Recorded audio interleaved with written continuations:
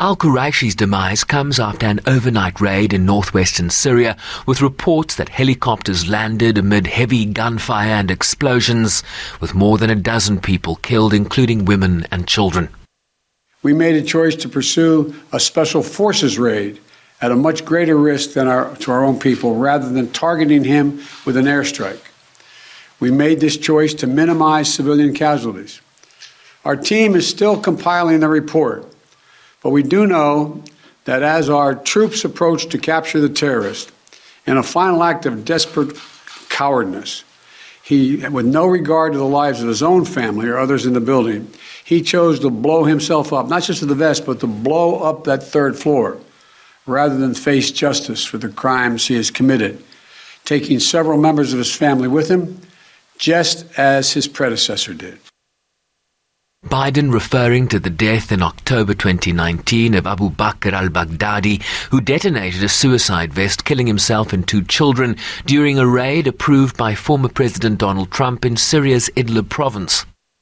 This operation is testament to America's reach and capability to take out terrorist threats no matter where they try to hide anywhere in the world.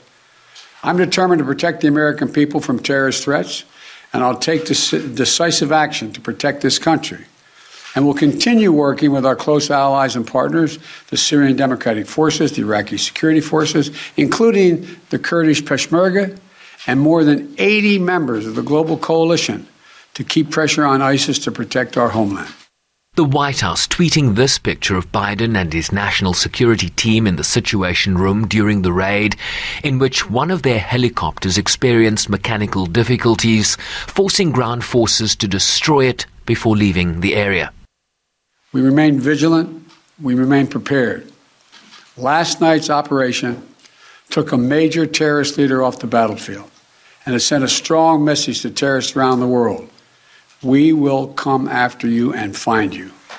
Once again, today, we continue our unceasing effort to keep the American people safe and to strengthen the security of our allies and partners around the world. No U.S. personnel were injured during the raid.